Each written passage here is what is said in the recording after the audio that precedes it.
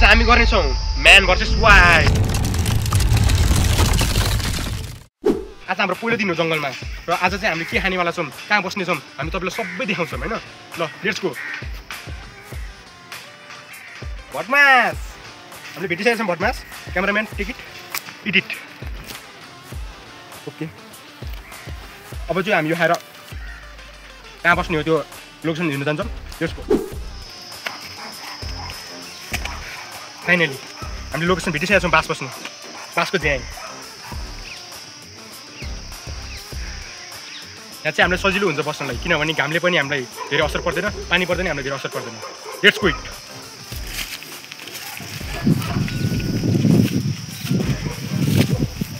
Cameraman बिस्तारै।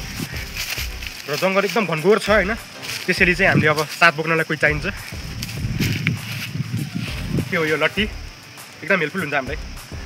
Let's go.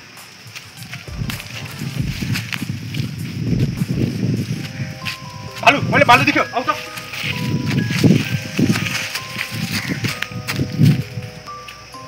भालु हान्दैछ, त्यो त काट रहेछ।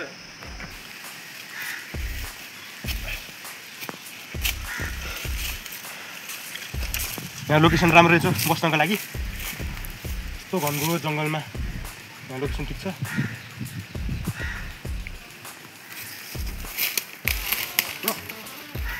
यहाँ प्राचीन ढुङ्गा भेटिसकेका छौँ हामीले। क्यामेराम्यान कम। प्राचीन ढुङ्गा, पहिलाको पूर्वजहरूले सायद यो ढुङ्गा पूजा गर्नुहुन्थ्यो होला।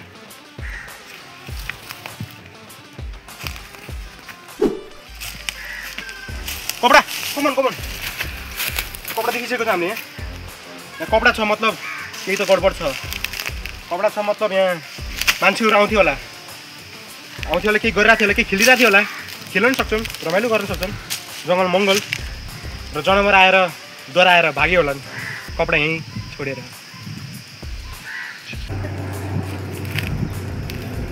र अब चाहिँ हामी यता रातिको लागि बास बस्नको लागि अब रेडी गर्न छौँ।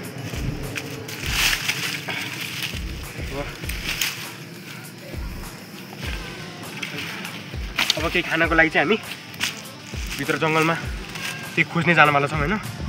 जाम त के हामी खानालाई के पाउँछौँ जाम त। यहाँ चाहिँ खानेकुरा निकाल्दै छन्। अरे क्यामेराम्यान यो कुरो देखाउने होइन हौ, खाने त तैँले पनि हो नि।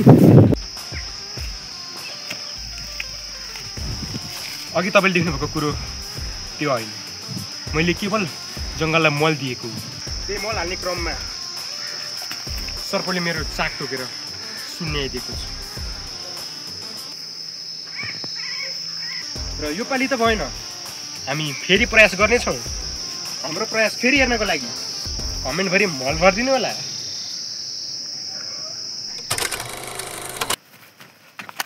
हेलो गाइज, आज हामी छौँ म्यान भर्सेस वाइल्डको।